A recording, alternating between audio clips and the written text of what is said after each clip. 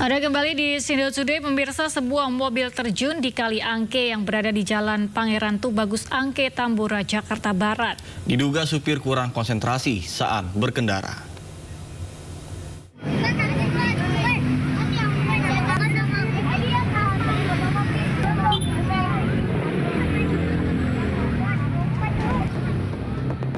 Sebuah mobil dengan nomor polisi BK 1700 FB terjun ke Kali Angke saat melintas di Jalan Pangeran Tubagus Angke, Tambora, Jakarta Barat.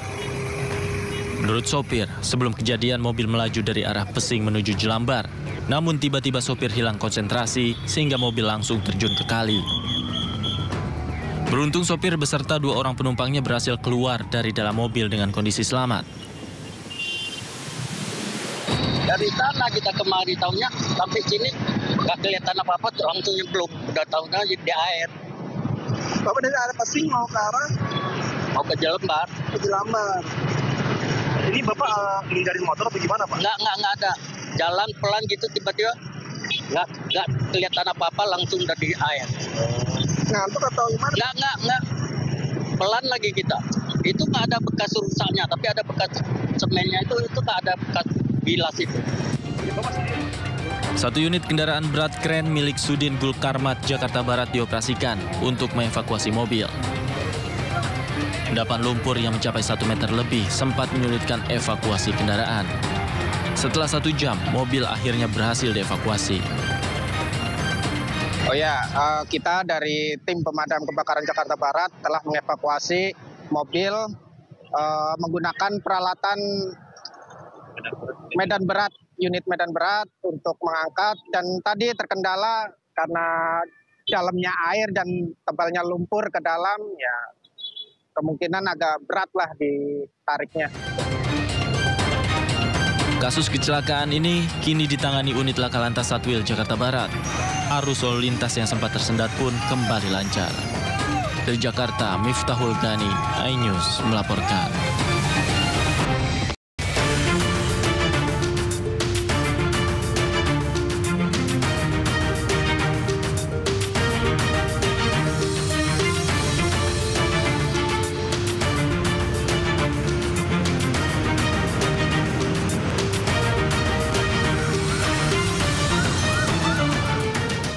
Pemirsa, saatnya kita simak pantauan arus lalu lintas. Kami telah terhubung dengan Brigadir Raslinda dari Anti-MC Polri yang kini berada di kawasan Cililitan, Jakarta Timur. Baik, selamat pagi Brigadir Raslinda. Bagaimana pantauan arus lalu lintas dari tempat Anda melaporkan? Silakan.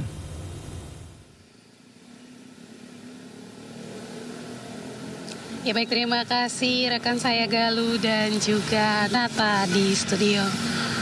Pemirsa, pada pagi hari ini arus lalu lintas di kawasan Cililitan dari arah Cawang yang akan mengarah ke arah Keramat Jati dalam keadaan ramai lancar. Perlambatan kecepatan kendaraan terjadi di antrian traffic light. Kemudian untuk kendaraan yang akan mengarah ke arah Dewi Sartika dari arah Cawang dalam keadaan ramai lancar. Untuk kendaraan dari arah Halim yang akan mengarah ke arah Dewi Sartika mengalami perlambatan kecepatan di antrian traffic light. Selepas traffic light, kendaraan dapat melaju dengan kecepatan normal. Dari arah Dewi Sartika yang akan mengarah ke arah Keramat Jati pada pagi hari ini dalam keadaan ramai, cenderung tersendat di antrian traffic light, di mana di arah ini cukup ramai pada pagi hari ini. Antrian di traffic light ini bisa mencapai 200 meter dengan dominasi kendaraan roda 2. Kemudian dari arah Keramat Jati yang akan mengarah ke arah Cawang saat ini dalam keadaan ramai lancar.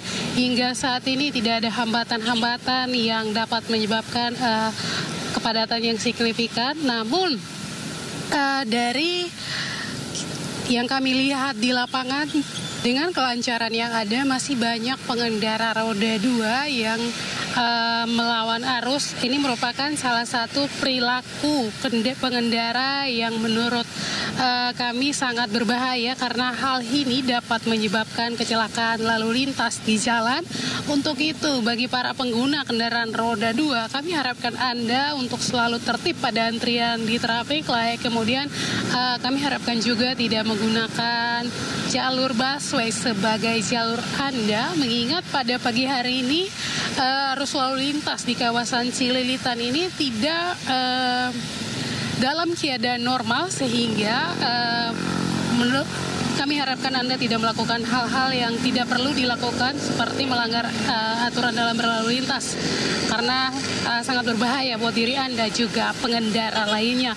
Kemudian Galuh dan Nata, kami juga menginformasikan data RSMS Korlantas Polri dalam kurun waktu 1 kali 24 jam terjadi 213 kasus laka lantas dengan rincian 29 orang meninggal dunia, 25 orang luka berat dan 259 orang luka ringan.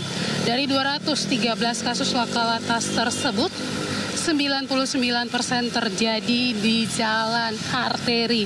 Hal ini yang perlu diantisipasi juga bagi para pengguna jalan, mengingat keselamatan adalah hal yang utama sehingga Anda dapat kembali ke rumah dalam keadaan selamat, tidak mengalami kecelakaan lalu lintas di jalan dengan selalu tertib dalam berlalu lintas.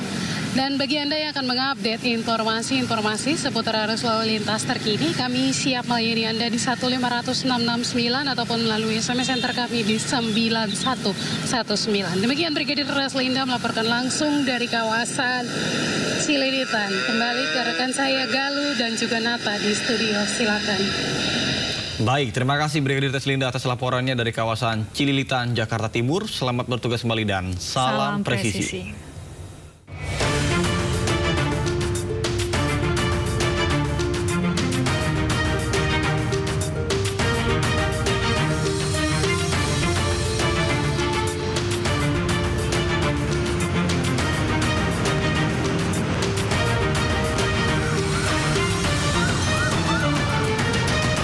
Gubernur dan Wakil Gubernur Jakarta Pramono Anung dan Rano Karno mendatangi Kejaksaan Agung Jumat pagi. Pramono selaku gubernur meminta Kejaksaan Agung dapat mengawal program Pemprov.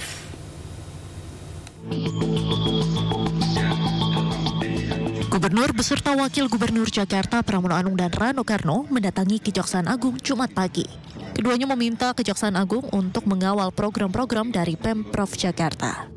APBD Jakarta menjadi salah satu yang terbesar. Oleh karena itu, Pramono meminta bantuan Kejaksaan Agung untuk mendampingi program-program Pemprov Jakarta selama ia menjabat.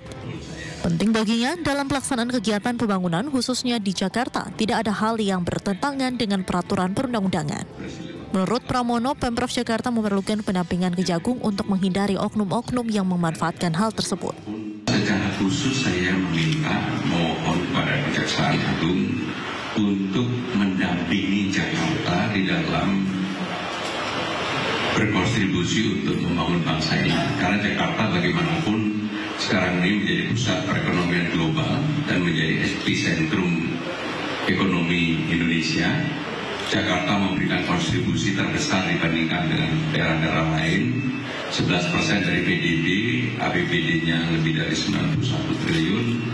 Tentunya kami memerlukan pendampingan supaya di dalam keputusannya di kemudian hari tidak ada ruang lubang bagi siapapun yang ingin memanfaatkan itu. Bahkan di awal sebagai laporan juga kepada Bapak Jaksa Agung, kami telah dan akan mengadakan audit yang ada supaya nanti pemerintahnya betul-betul bisa berjalan dengan baik. Kejaksaan Agung pun menyatakan siap memberikan pendampingan hukum bagi pemerintah Provinsi Jakarta untuk pembangunan ke depan. Beliau meminta untuk Kejaksaan melakukan pendampingan agar di dalam pelaksanaan kegiatan pembangunan khususnya Jakarta tidak ada hal-hal yang akan bertentangan dengan peraturan perundang-undangan.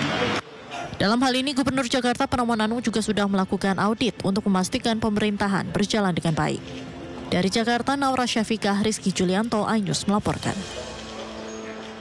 Jaksa Agung membuka peluang penerapan tuntutan hukuman mati kepada para tersangka korupsi tata kelola minyak mentah dan produk kilang PT Pertamina periode 2018-2023.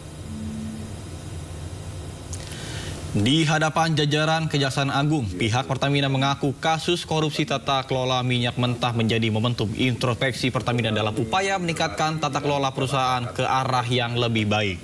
Kehadiran Direksi Pertamina ke Kejagung sekaligus memberi laporan hasil uji lab terkait dengan spesifikasi BBM saat ini.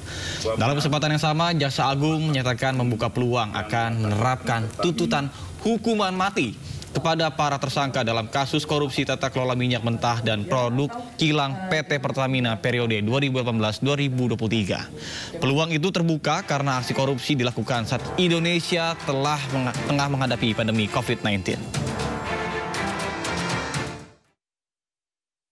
Kita akan melihat hasil nanti selesai penyidikan ini, kita akan melihat dulu apakah ada hal-hal yang memberatkan dalam situasi COVID dia melakukan perbuatan itu, dan tentunya ancaman hukumannya akan lebih berat. Bahkan dalam kondisi yang demikian bisa-bisa hukuman mati. Tapi kita akan lihat dulu bagaimana hasil penyelidikan. Hasil sidang etik Universitas Indonesia memutuskan disertasi Menteri ESDM Bahlil Lahadalia harus diperbaiki. Kampus UI juga meminta Bahlil meminta maaf secara terbuka.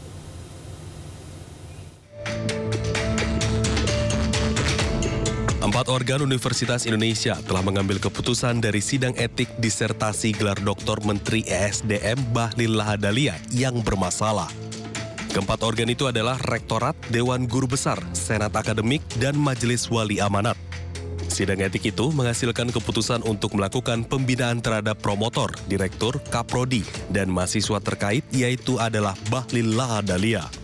Bentuk pembinaannya adalah penundaan kenaikan pangkat untuk promotor dan kaprodi. Sementara Bahlil diminta memperbaiki disertasinya sesuai dengan ketentuan yang berlaku dan meminta maaf kepada publik. Pembinaan ini dilakukan mulai dari penundaan kenaikan pangkat untuk jangka waktu tertentu, permintaan permohonan maaf kepada sivitas akademisi, dan juga peningkatan kualitas disertasi serta publikasi ilmiah. Lebih lanjut, kami menegaskan bahwa persoalan ini harus dipandang secara menyeluruh sebagai momentum untuk melakukan evaluasi dan pembenahan sistem pendidikan khususnya di SKSP UI. Keputusan bersama yang diambil oleh empat organ Universitas Indonesia ini telah melalui proses yang transparan. Gimana nih, Pak? Sementara itu, Bahlil Lahadalia mengakui ia belum mengajukan perbaikan disertasinya. Namun ia juga yakin bahwa disertasinya hanya diperbaiki, bukan diulang dari awal. Mohon maaf ya. Disertasinya mengulang, Pak, Bapak UI? Enggak tahu ya. Tadi diputuskan. Yang saya tahu, apapun yang diputuskan, saya kan mahasiswa. Apapun yang diputuskan oleh UI, saya akan ikut. Tapi yang saya tahu memang perbaikan. Ya kita perbaiki, karena memang saya belum mengajukan perbaikan ya. Tapi bukan ulang dari awal, Pak? Enggak. Universitas juga menyerahkan keputusan apakah Bahlil harus menjalani sidang disertasi ulang atau tidak pada program studi. Tim Liputan iNews melaporkan. Presiden ke-7 Republik Indonesia Joko Widodo dikabarkan akan membentuk sebuah partai sebagai wadah para relawannya. Partainya dinamakan Super TBK yang nantinya akan super terbuka dan bahkan pemilihan ketuanya pun dipilih oleh seluruh anggotanya.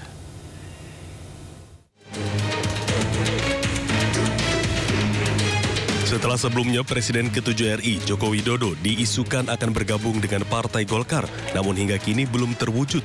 Jokowi pun diisukan akan membuat partai sendiri. Partai dengan konsep Super TBK akan diisi oleh relawan Jokowi. Nantinya partai ini akan super terbuka, pemilihan ketuanya pun dipilih oleh seluruh anggotanya. Cuma ada ide gagasan untuk membuat partai Super TBK yang saya sampaikan juga kepada relawan-relawan.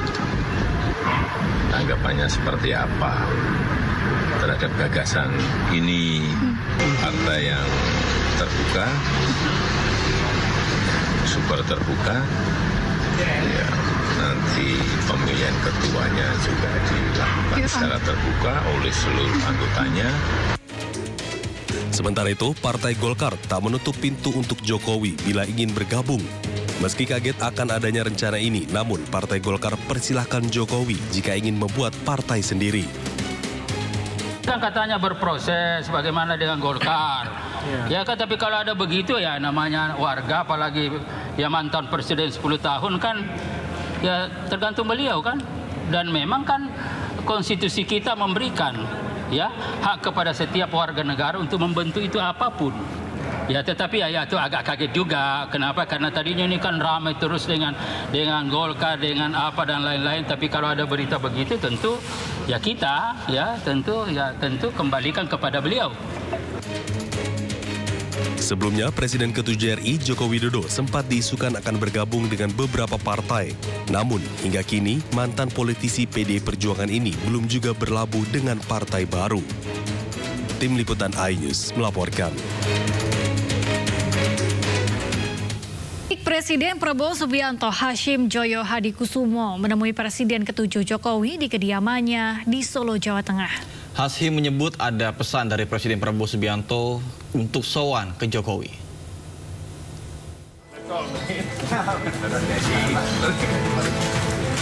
Kedatangan adik Presiden Prabowo Subianto, Hashim Joyo Hadikusumo, disambut hangat Presiden ke-7 Joko Widodo atau Jokowi di kediamannya di Gang Kutai 1, Kelurahan Sumber, Kecamatan Banjarsari, Kota Solo, Jawa Tengah. Usai tiba, keduanya langsung menggelar pertemuan tertutup di dalam kediaman Jokowi. Pertemuan antara Jokowi dengan Hashim yang saat ini menjabat sebagai utusan khusus Presiden bidang iklim dan energi itu berlangsung selama 2,5 jam. Ditemui awak media seusai pertemuan, Hashim mengaku datang di kediaman Jokowi itu atas undangan. Dalam pertemuan itu, ia juga mengaku bertukar pikiran dengan Jokowi tentang banyak hal, terutama menyangkut negara dan bangsa. Ia juga mengatakan mendapat nasihat dari Jokowi. Hashim pun mengungkap bahwa Prabowo menitipkan pesan pada Jokowi untuk bertemu. Ya, saya dapat kehormatan dari Pak Jokowi. Saya diundang Pak Jokowi, kita tukar banyak pikiran, ya, kita ada banyak hal-hal yang menyangkut negara ya dan bangsa. Saya dapat banyak nasihat-nasihat juga, dan saya kira nasihat yang sangat berharga. Ya. Saya kira ini silaturahmi ya. Saya kira demikian ya, Pak. Iya. Nasihat-nasihatnya apa saja, Pak? Di antaranya. Ya, itu antara saya sama Pak Jokowi. Ada pesan dari Pak Prabowo untuk Pak Jokowi atau gimana? Ya ada. Tadi malam saya lapor ke Pak Prabowo, saya akan silaturahmi dengan Pak Jokowi. Terus Pak Prabowo kirim salam hangat, salam hormat, ya. Dan berharap akan ketemu Pak Jokowi yang waktu tidak terlalu lama mungkin bisa dapat nasihat juga dari beliau. Berbicara banyak hal, tapi nggak ada yang berkaitan dengan politik, nggak ada. Ya, berbicara banyak. Untuk Pak Hashim, terutama yang berkaitan dengan kondisi situasi ekonomi yang perlu